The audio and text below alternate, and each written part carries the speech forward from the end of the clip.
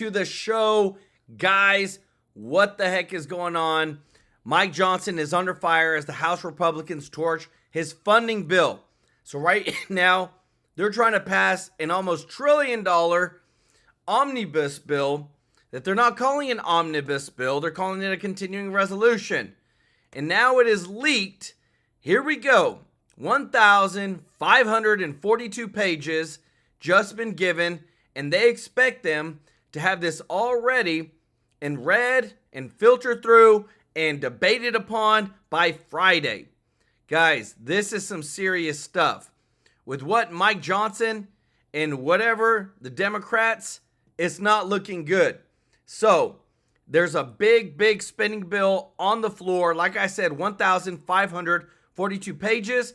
I have Mike Johnson's words over him addressing this because a lot of people are saying, what the heck are you doing? Why are you wanting to add another $1 trillion in spending? Because it's not, they're claiming it's for the farmers. They're claiming it's for the hurricane victims, but there's a lot of fat in there. The GOP is divided. Many are saying they're going to oppose this bill and fight against the wasteful spending because it has so much government waste in there that it's only in there because of lobbyists. And the Democrats and Chuck Schumer, Marjorie Greene Taylor, Rand Paul, Thomas Massie are just a few names that are saying they're going to oppose the bill because there's no way that they're going to stand for this. We also now know that the drones that have been flying all over New Jersey are actually Chinese drones. They've been spying on Americans. We know that they're China drones. We know that they're spying, yet we still haven't shot them down. I'm trying to understand what the government is actually doing. Do they have a deal with China to allow them to spy on Americans? What is going on? The Doge team met today. They're adamant on cutting government fat and waste. But now we have this huge spending bill. They're telling a lot of GOP members, let the government shut down. Or just pass only enough money to keep the lights going. Nothing else. Wait till Trump gets in office, and so that way they can pass another bill. And also, we have uncovered new evidence about the January 6th committee that they hid evidence that showed that Trump requested for the military to be around on the Capitol grounds on January 6th, and he requested it 3 days prior. Guys, there is a lot of breaking news tonight.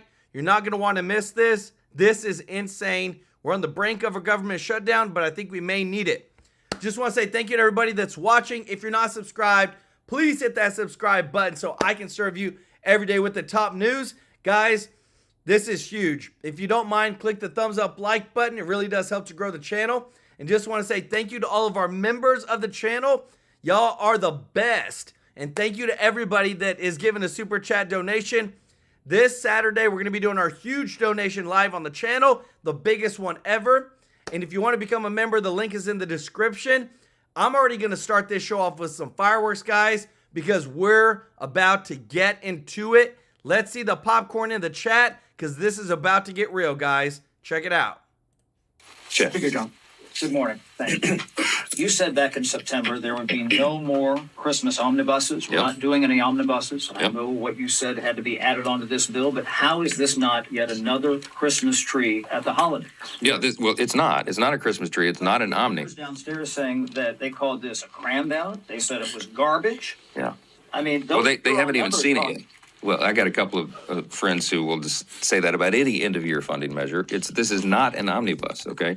This is a small CR that we've had to add things to that were out of our control. These are not man-made disasters. These are things that are that the federal government has an appropriate role to do. So I wish it weren't necessary. I wish we hadn't had record hurricanes in the fall, and I wish our farmers were not in a bind so much that creditors are not able to lend to them anymore. We have to be able to help those who are in these dire straits, and that's what the volume of the pages to this is. So it is not an omnibus. This is a CR.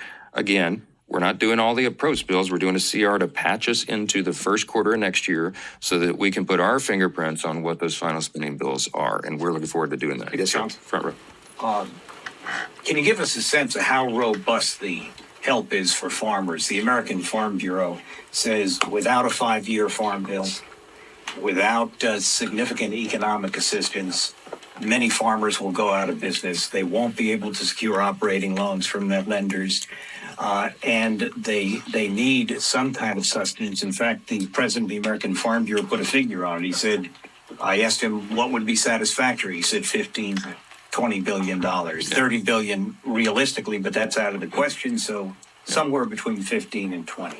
Yeah, we carefully assessed it. We can't do all of it right now, but I think what you'll see reflected in this final package is of $10 billion, okay, to start that. In addition to that, the USDA moved some things around, and they've added $2 billion for specialty crops that they announced in late November. So help is on the way, and I've talked in the last 24, 48 hours to a number of the leaders in the ag community who say they are greatly relieved by that. They understand it's not everything, but it is something to bridge that gap and allow the lenders and the creditors to help those who are preparing to put the crops, plant the crops in the spring. The timeline, the sequence of events is important, and we think we're giving them a big boost of relief at exactly the right time, in the nick of time, frankly. So it's there's always more to do. There's always more to do. But I think this is an important step for Congress. I think the people involved understand that. And it sends a signal to lenders and creditors that Congress will not abandon our food producers, right? Here's the thing. If you have small family farms and ranches that go out of business, so they can't make it one more year, and they can't get a loan to do it, they're gone. The kids move to the cities, and there is no more family farm. You might have noticed very few people start family farms. These are third, fourth, sometimes fifth generation operations. You have to have them. You have to have diversification in the food supply. You have to have producers so that we have fruits and vegetables and nuts and all the things that we need that farmers and ranchers provide to America. We cannot rely on other countries for our food supply. The food supply is directly related to national security. So all these things are being factored in. Congress is doing the very best it can under difficult circumstances, and I think that'll be a big boost to the industry. Let me go. Last Yes. question.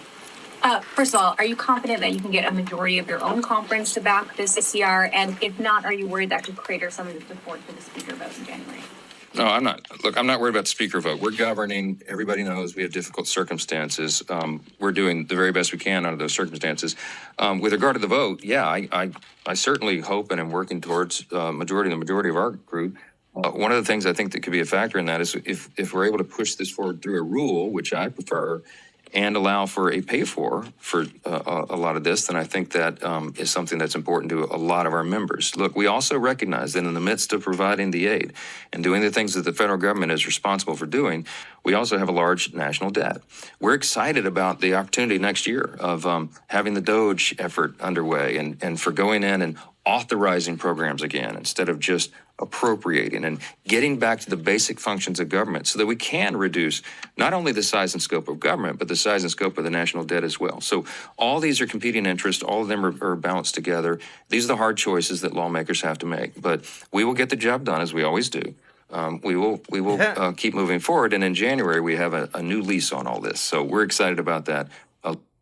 So, guys, I don't know. This is the breaking news that Mike Johnson is under fire from a lot of Republicans. This is big. This is the actual bill that was handed to them. Guys, look at that. This is from Representative Mike Collins. This is a representative, got this bill 1,542 pages long, and they're trying to understand, yeah, you want us to do all this in less than 3 days? They want to pass all this by Friday. This doesn't make any sense, guys. Listen to this. This is Marjorie Greene Taylor. Well, it's really turning into, it's not a CR, which is a continuation of the budget. It's turning into an omnibus, is what it sounds like to me, where they're packing in, everybody's packing in what they want here and there, and using the pressure and the situation of the government shutdown. Of course, tragically, farmers are being dangled. Americans that suffered through natural disasters, they're being dangled with disaster relief.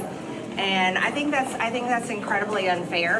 And think about it like this: if this is going to turn into a 3-month omnibus, basically, then why aren't we doing the heavy lifting on, the upcoming debt ceiling situations that we have to deal with in March, government funding? But no, and we don't have any bill text. I have no idea what's in the CR except just basic things that we were told in there. And and then reading often you guys' X accounts because somehow y'all magically know things oftentimes more quicker than I do. But reality is there is no CR text out yet. We don't know what's in it, and here we are. What is today? Tuesday? Yeah. Okay. So that's it. What is the mood of the conference? I mean, obviously you have been critical of Speaker Johnson in the past, but you seem to have, given him a little bit of grace here since somebody else is running against him. What are your sort of thoughts on how he's handled the situation? Well, I haven't been in any of the conversations on building the CR out, so I haven't been involved in that process. So I can't criticize not being in the room. I mean, that's fair.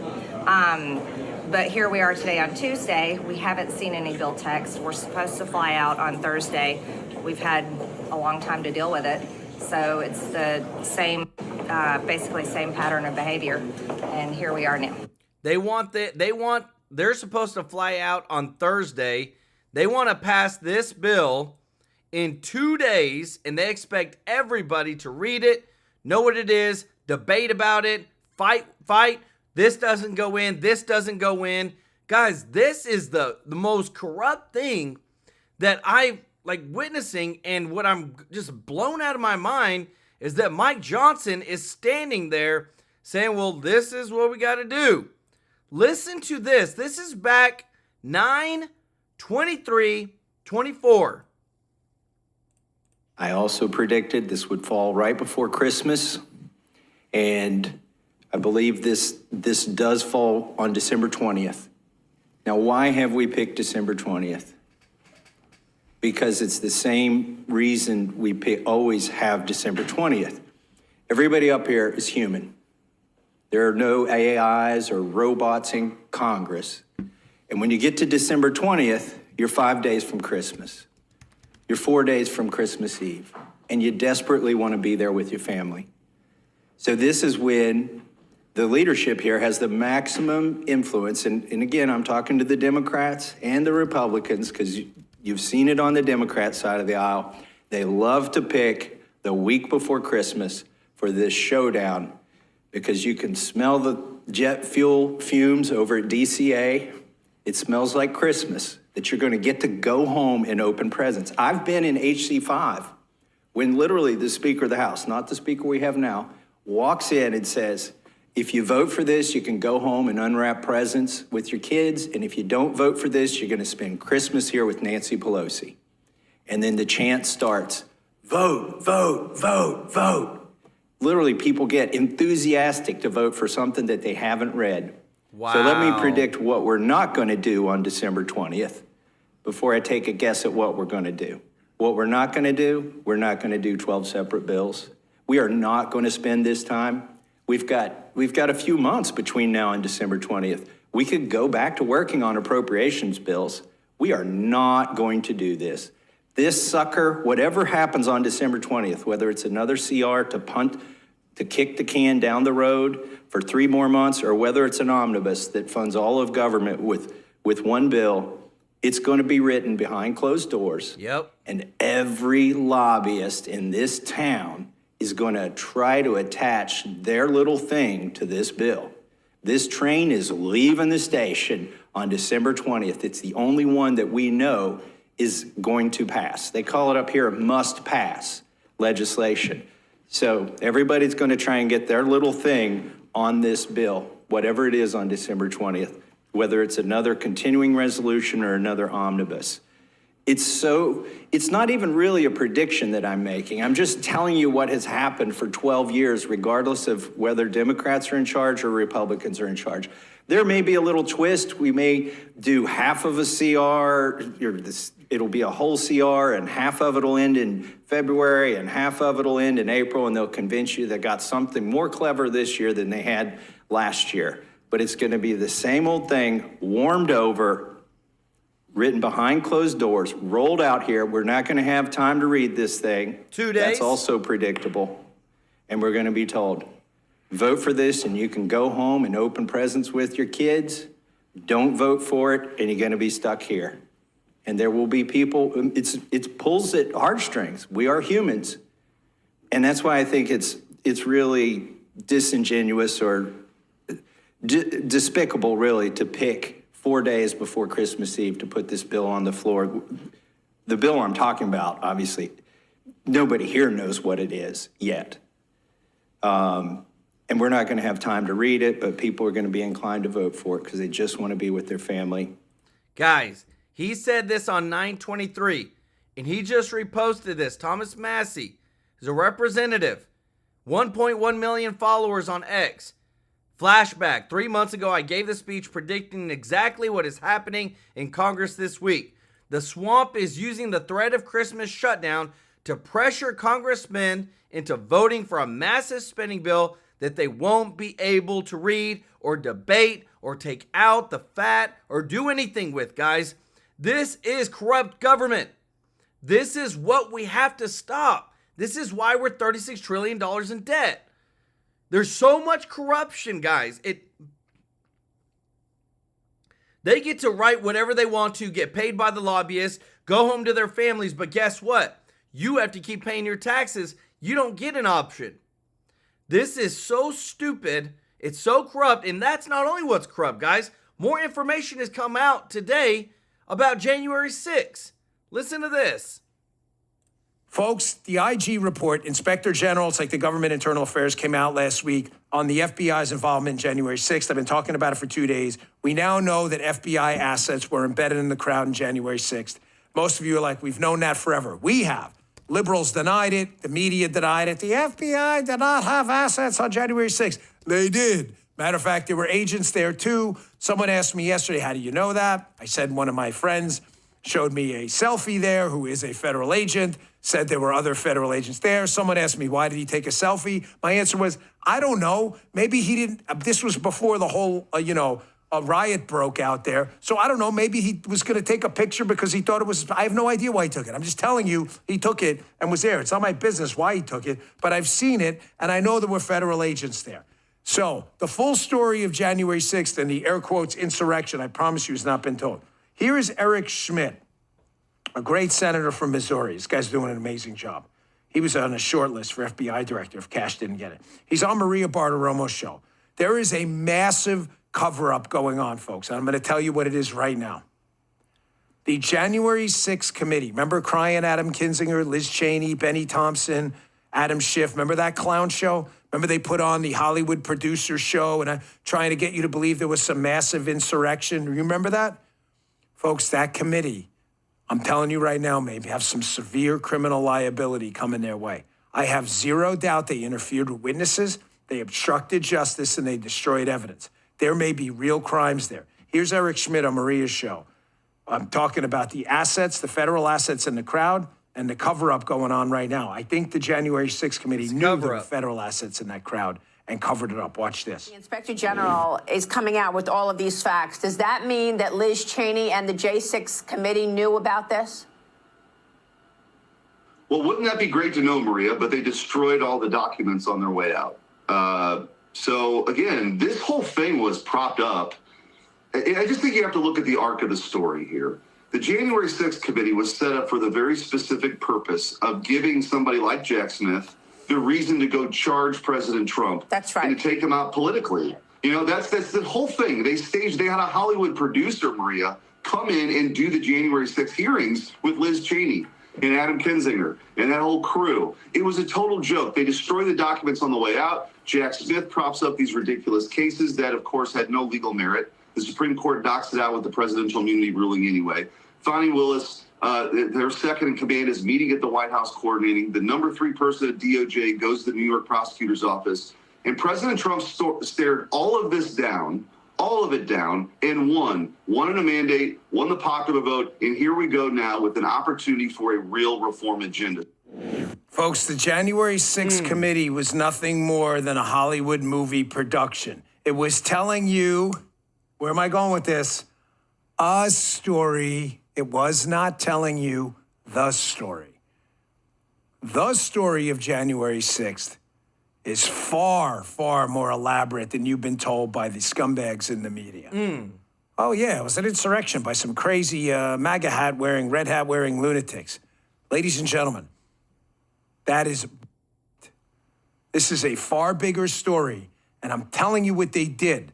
They selective. Do you ever see, here's a perfect example of what I'm talking about. You ever see one of these stories? I'm trying to think of a story where it resembles almost nothing like the real story. You ever see one of these Hollywood movies and it says this is based on true events? I'll give you a perfect example. The Texas Chainsaw Massacre.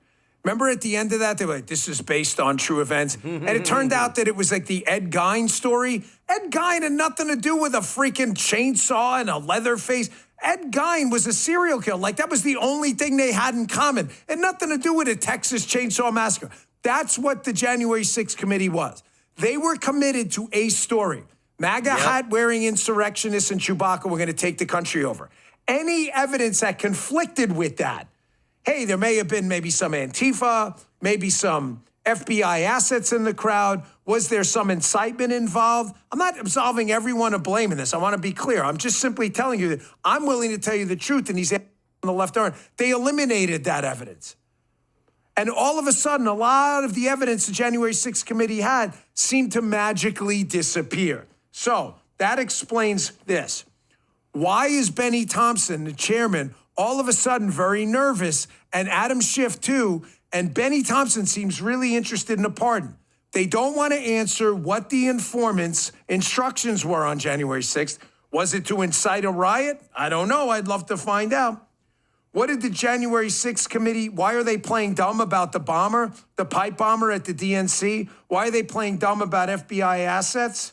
And why destroy records? Why would you destroy records if you were interested in telling the story? I want you to watch this interview. This is the chair of the committee, Benny Thompson, with Reverend Al. Guy's another joke and a clown. Here, he's asked about a pardon. If he did nothing wrong, Benny Thompson, and this was all on the up and up, then why would you need a pardon? Folks, I don't need a pardon for a bank robbery. I never robbed a freaking bank. What the hell would I seek a pardon for?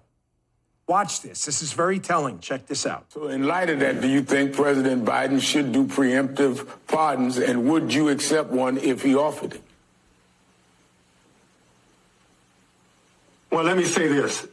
If the president, in his infinite wisdom, determined that the work of our committee was legitimate and that we should not be penalized for doing what we as members of Congress should do, and he offers that pardon, I will take it. Of course he'll take it, because he knows there may be obstruction of evidence, obstruction of justice. Destruction of evidence, obstructing justice, witness tampering. Folks, this story is huge. And I'm telling you guys, I feel like half of the GOP that's in there right now is trying to find the truth. Half of them are just rhinos. So Congress releases the bill to avert the holiday government shutdown. They do this every year, days before the Christmas. Listen to what this Representative Eric Burleson has to say, because I'm telling you, there's some in there that are true patriots that are fighting against this, but it sucks because there's so much fat in there, this government waste, all by lobbyists and not for the American people. So what are your thoughts on this here? Have you seen the text at all? It's a total dumpster fire. I think it's garbage. This is what Washington, D.C. has done. This is why I ran for Congress, to try to stop this. And sadly, this is happening again. I think that it's shameful that people that celebrate Doge coming in, and yet we're going to vote for another $1 billion to be added to the deficit. And so it's ironic. What does this mean for Speaker Johnson's future? Personally, I'm disappointed. I think that he can do better. He can communicate better. The fact that we haven't seen the language today and we're supposed to vote on it this week is unacceptable. You hear that? So they want them to vote in it within 2 days. It is 1,542 pages long. They're supposed to vote it in 2 days. That doesn't give them time to argue it, to debate it, to make sure it's clean, to make sure there's no fat in there. It's insane what we are seeing. And guys, it's not just happening in DC. It's across the United States with all the spending from all the stupid governments. Listen to this. Tracy Gavin's up to his old tricks. California Governor Newsome trying to steal credit for Doge. Yeah, the same guy whose 10-year plan to end San Francisco homelessness just marked its 21-year anniversary. And who turned a staggering $100 billion surplus into a massive $73 billion deficit. All of a sudden, he thinks he's an expert on government efficiency. We've been working, I don't know, before Doge was Doge. I don't know this is just like a promo project. We've been doing civil service reform in this state. We've been consolidating job classifications. We've been updating job descriptions in this state, and we waive those requirements. So California's been a leader in that space. Yeah, just a little. And while Gavin daydreams about Doge, the real Doge is getting to work at their first House caucus meeting with lawmakers set to tackle COVID unemployment fraud. Brian, you see these people who got their COVID unemployment money, they all have Lambos. Right. It's unbelievable. One thing they're trying to do, COVID, with these guys, Doge are going to do is ask for an extension on getting the money back. There's a time limit on when you can get the money back. They said there's all this COVID fraud. We want to be able to get it. We also, with a federal buildings are empty, $8 billion in leases to maintain on empty buildings. They're going to force everyone back to work. But when it comes to Gavin Newsom, this is staggering. I mean, the spending has increased under him. In terms of his tax system, is ranked 48th out of 50 states, or how many does Obama say we have? 57 states. That's my problem. My bad. 51 after Canada becomes American. And now he's got a budget deficit of $27 million, projected to be $55 billion, expected to be $55 billion this year. What are you bragging about? Does he not think anyone looks up, that's Google, that watches him? No, it depends on people being oblivious. But he has his finger in his air, Dana, and it looks like he knows that the Doge train is leaving the station. Guys, and it bothers me because like everything that we're showing you is the facts. Everything that we're showing you is what's actually happening. Listen to this. This is from Congress people sitting on the floor looking and hearing about what is actually going on with all this reckless spending. Check this out. This stuff going on in the House right now. I don't want to get too into that, Congressman. It's always good having you, but this fear that things are going to get pretty dicey for your narrow majority in the House. And maybe Speaker Johnson is in trouble. Maybe avoiding a government shutdown could suddenly look unlikely. What do you think?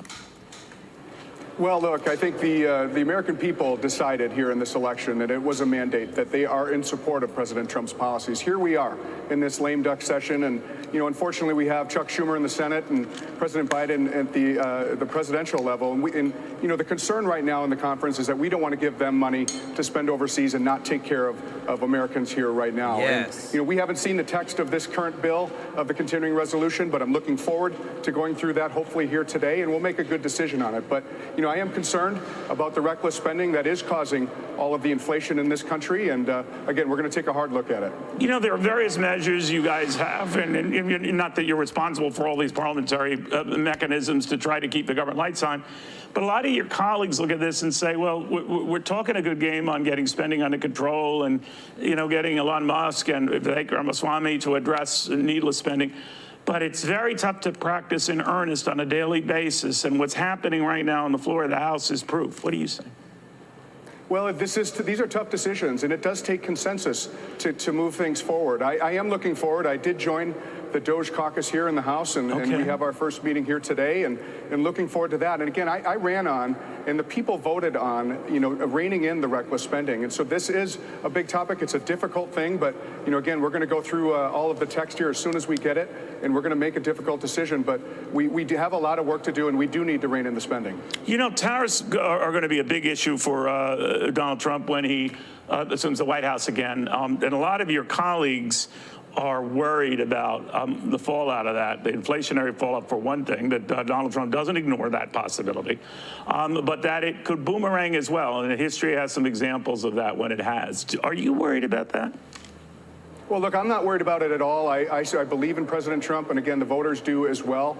I think that's a great negotiating tactic with Canada, and to secure the border, to stop the deadly flow of drugs and illegal immigrants from coming into this country. And so, quite frankly, it's a great tactic. I think it's I look at it as a smart tariff used occasionally in order to negotiate things in our favor, and we need to focus on our country first. But if the other side doesn't, cave and respond to that, then they had tariffs on us, right? I mean, and the back and forth goes, and all of a sudden you've got problems. You don't see that happening. Well, I don't. I think it comes down to leadership and strength. And I think that's why I believe in this country so much. We need to be the strongest country. We need to have the strongest leadership. I am looking forward to having a strong leader like President Trump. And that's what we need right now. And it comes down to those negotiations. And we need to do what's right for this country. And I believe in President Trump's policies. All right, Congressman, great having you. Guys, I'm telling you, like, this stuff that's coming out. We've got Rand Paul. This is breaking. This says that has announced that he plans to delay the passage of this $1 trillion omnibus CR spending bill, which is supposed to be approved by Friday to avoid the government shutdown. Paul emphasizes that he will obstruct the bill unless it includes significant spending cuts, potentially pushing the Senate vote beyond the deadline and shutting down the government spending. These are the people that we need, guys. These guys that are not afraid to stand up even to somebody like Mike Johnson and say, no, man, look, Trump's going to be in office. We don't need to pass all these bills. We don't need to give over to the Democrats. We'll be okay. We can survive, because I'm just tired of all this wasteful spending. And on top of that, guys, the Democrats are coming out and they're trying to, you just can't make this stuff up, of what they're saying about us, about MAGA, about the country. They're all such a big lie. Listen to this. I remember Michelle Obama saying if Trump won, women would suffer. If we don't get this election right, your wife, your daughter, your mother, we as women will become collateral damage to your rage. Trump's pretty much already president, so let's check in on Michelle. Attention, everybody. We are full of joy here today. So honored to have you, Michelle Obama, at a happy place. Michelle Obama's walking, we can't let her go. She's a classy lady. We just love her so. We got Michelle Obama. Guys, that's Michelle cringy. Obama looks proud of her country again, which is weird because Biden's about to turn the White House over to Hitler. Everybody should be scared, right? At the Obama house, it's Christmas as usual. The only thing keeping Michelle up at night is what to stuff in Barack's stocking. Who's the hardest to shop for? He is. My gosh. Yeah. I mean, he's just a boy, you know? I mean, he just doesn't do much. He golfs, and there's only so many golf balls you can get a dude. Right. I'm trying to, like, get him clothes that he wouldn't buy, you know? Okay. Because he's also cheap. Well, who is the best gift giver out of you guys? Probably me. Okay.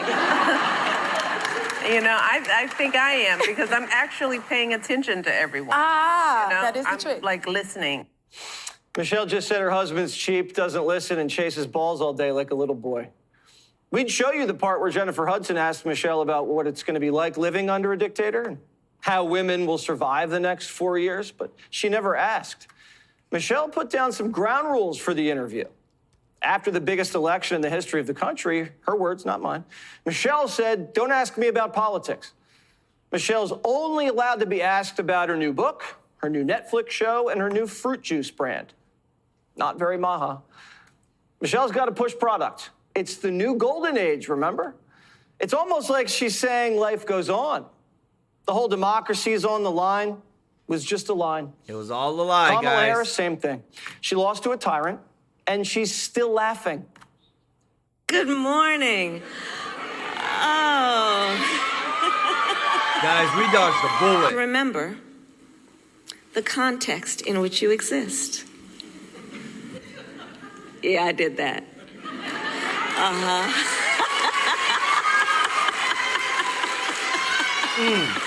In the face of an obstacle, do we throw up our hands or do we roll up our sleeves?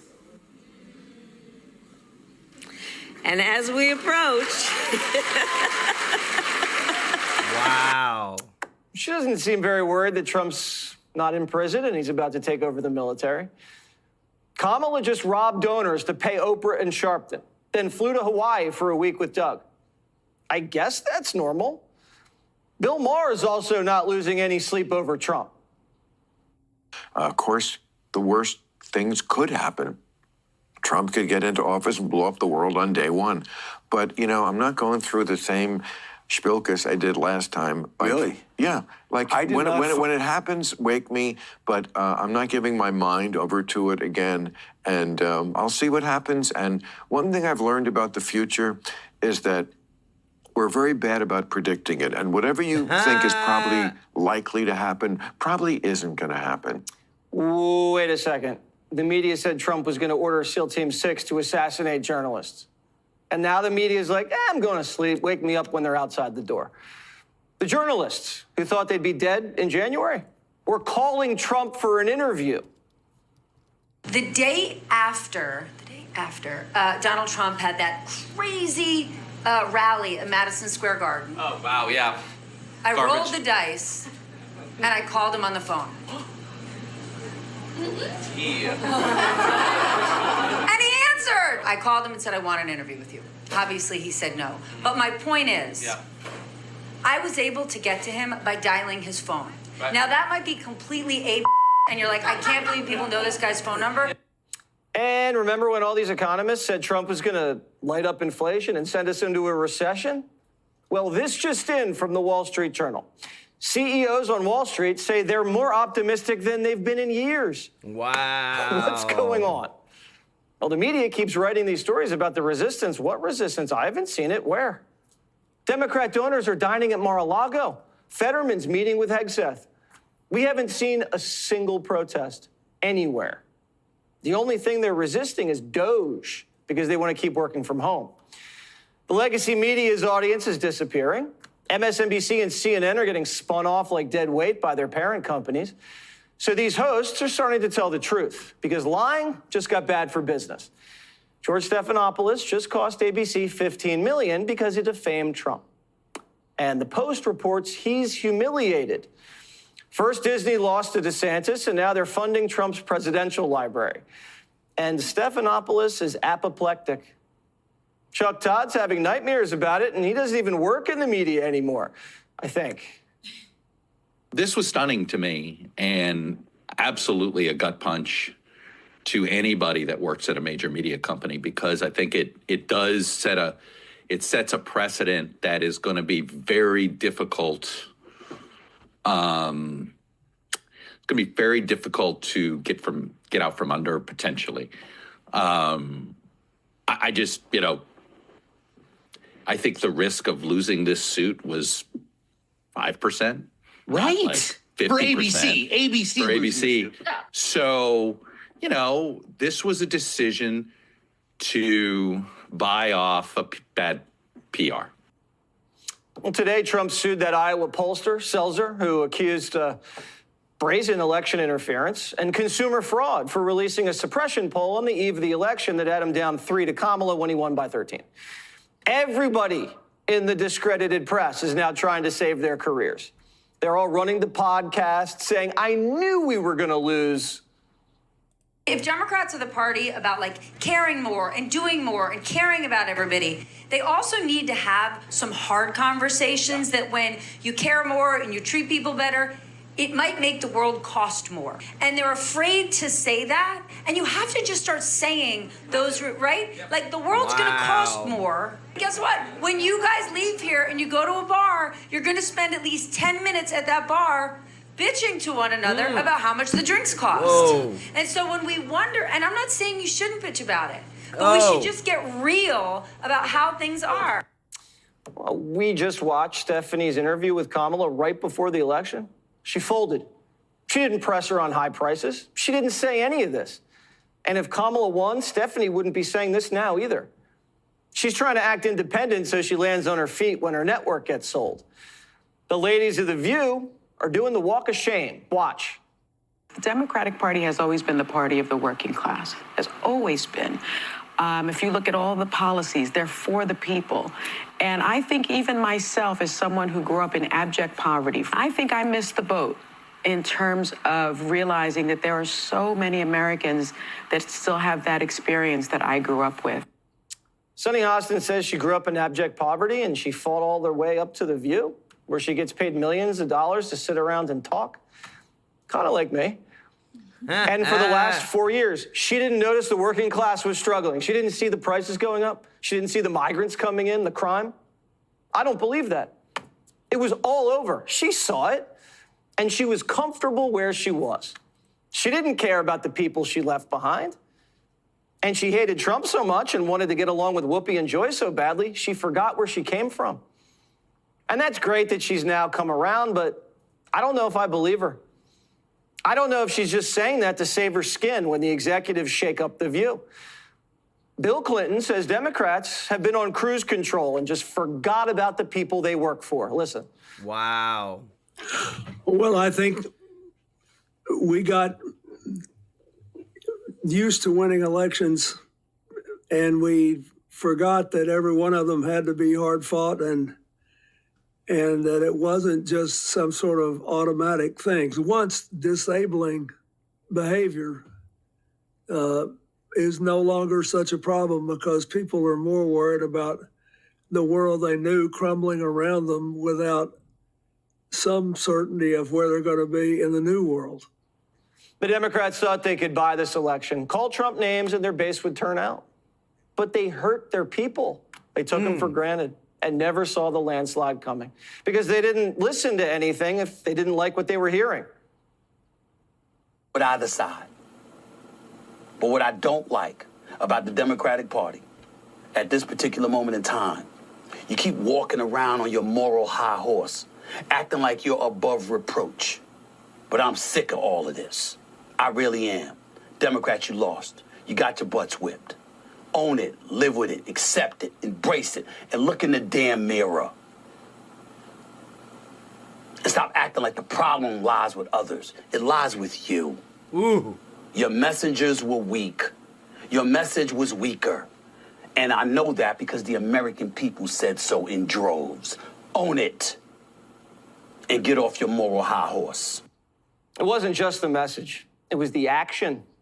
We still haven't heard from Democrats.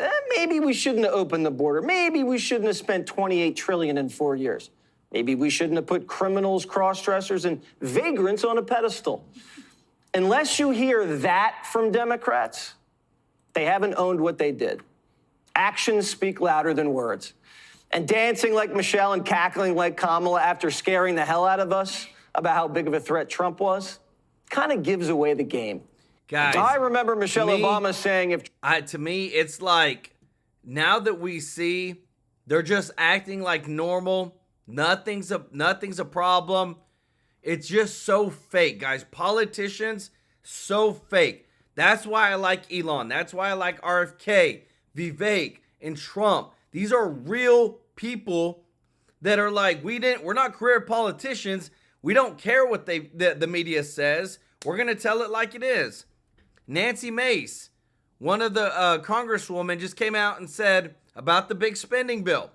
They're cramming everything into one giant bill and guilt trip you if you don't vote against it. If you don't vote for it, vote against it.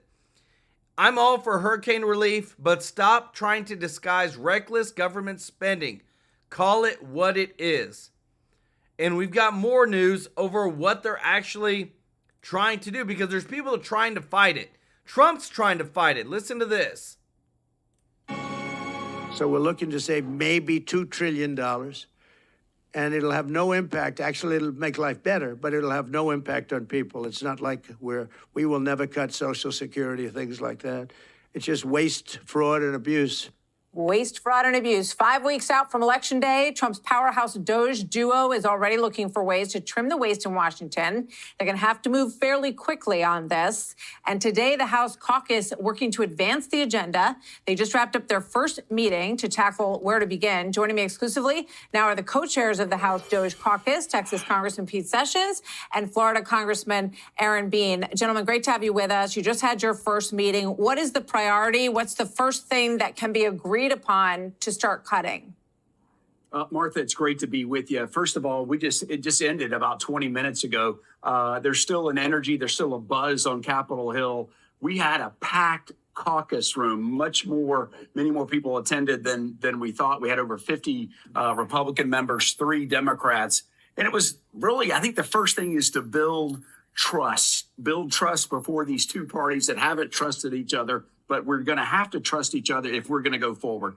I think we spoke, Martha, specifically about working together, bringing all the ideas into a format where we not only gather them, but then have debate and discussion about them. This is about making the government more efficient also. Okay, those are great beginnings, but, we've heard specifics from Musk and Ramaswamy about places that cuts can be made, education, agriculture, making employees come back to the office if they have still been out for 4 years since COVID. Watch this. There's broad spread support for this. Watch this from Jon Stewart and Mark Cuban. Watch this.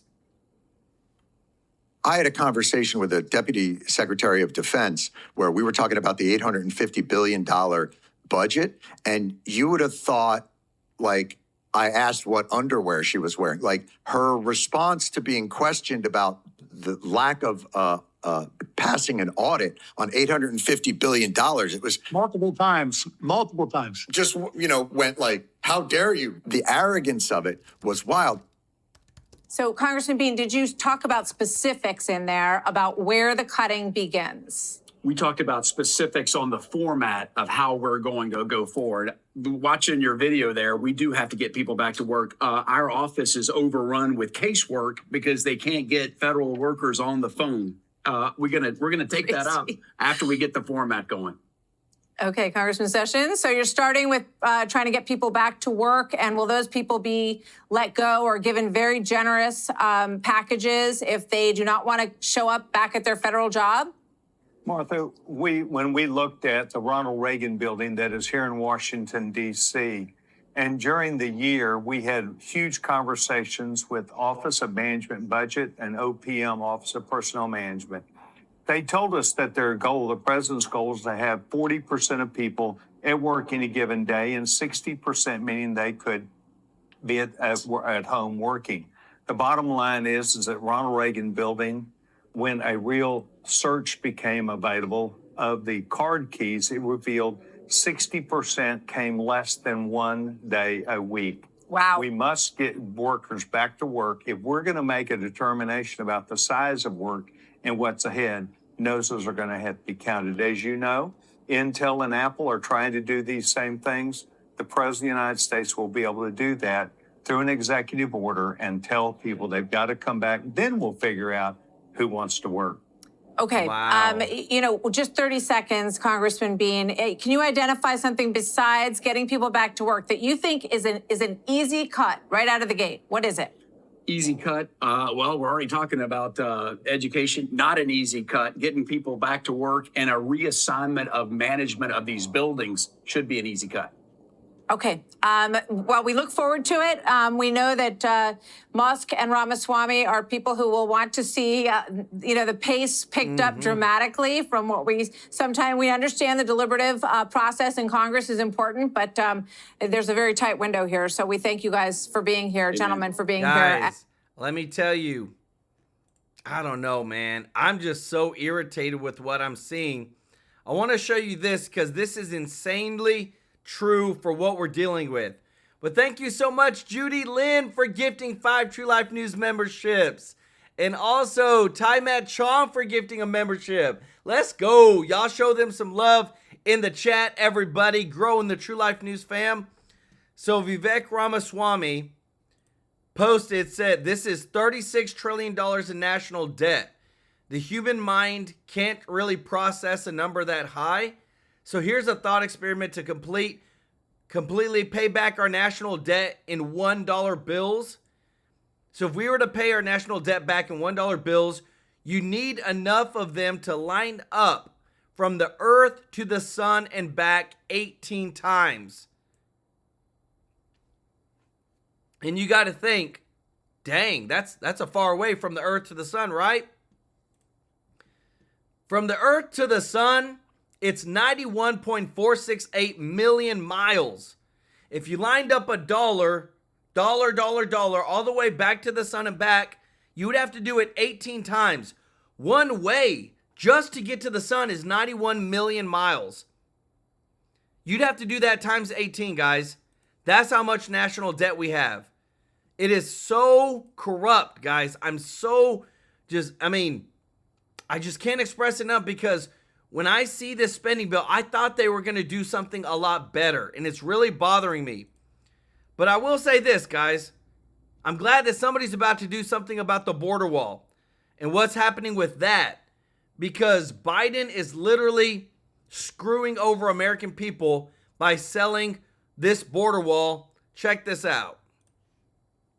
A battle over the materials that could build more wall. I have never said this to you, Harris. I can't believe what I'm about to see.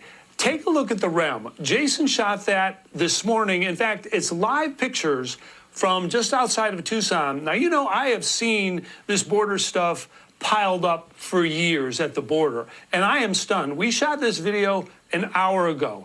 Literally football fields of border wall that is getting ready to be sold tomorrow. It is still arriving this morning at this auction site in Tucson.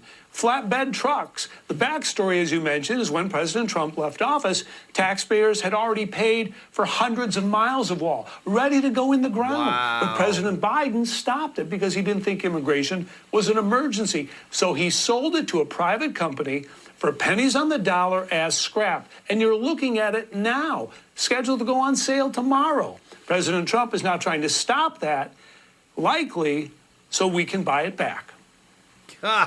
They know we're going to use it. You gotta be kidding me. If we don't have it, we're going to have to rebuild it, and it'll cost double what it cost years ago, and that's hundreds of millions of dollars. So Trump needs the steel, of course, to finish roughly another 250 miles of wall. Now, CBP kept some of the panels themselves back in Texas, and Texas is using some of it, but millions of tons Biden sold for scrap through this government-contracted website.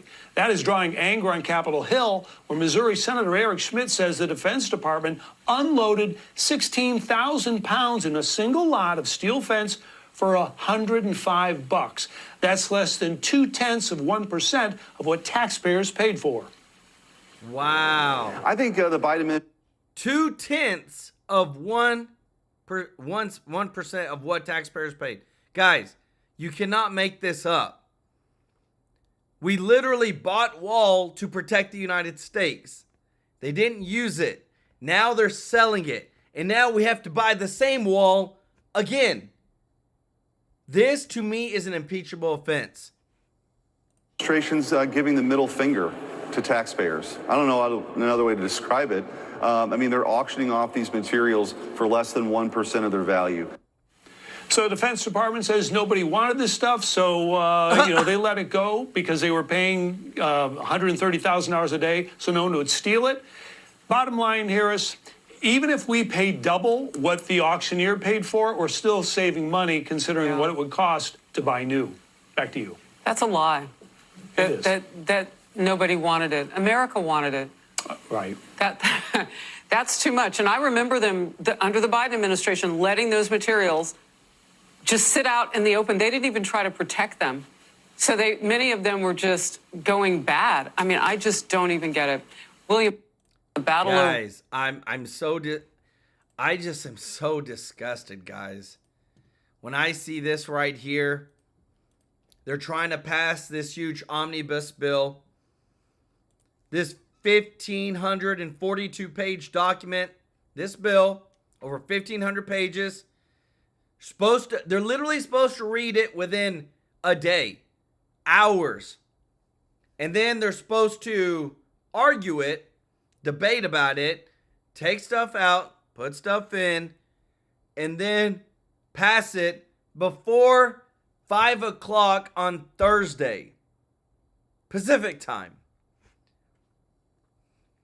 How, guys? How are they supposed to do it? This is the most corrupt thing I could ever imagine, that us taxpayers are getting screwed over by our politicians who waited till the last minute to pass this bill right before Christmas. And like you heard Thomas Massie said, he said they come in and people, they're like, hey, you either going to stay here with Pelosi or go home to your families. And right now, the current regime is just letting it all go through. I think it's a disgrace. This is why we need a clean house of the deep state. And this is why we need 100% reform in government, guys. I'm so tired of seeing taxpayers' money, because I know I bust my butt to work hard to make money. I know you do too. And to see them spend it like nobody's business, like it's not even real, like the taxes we give doesn't even matter. It's just insane. I want to say thank you to everybody that's watching. If you're not subscribed, please hit that subscribe button so I can serve you every day with the top news. And if you don't mind, click the thumbs up like button. It really does help to grow the channel, guys. Oh, hey, look, we got some fireworks. Let's go. Guys, and thank you so much to all those that are members of the channel. If you want to be a member, the link is in the description to join. And thank you so much to Judy Lynn and Tai Mat Chong for gifting some True Life News subs. Guys, I'm telling you, we are about to do our biggest giveaway this Saturday. I think it's going to blow your mind how much we're going to give, but this is a big cause. I'm going to show you a video of what this cause is going to. But I love you all. I appreciate your support. I'm here for you guys, and I just want to say that we couldn't do this without you. We are here to serve you, and I wish more of the dang politicians would say that. They're here to serve the American people, not continue to serve their own dang pockets. Love you all. Appreciate you all, and I'll see you in the next one. Take care. Bye-bye.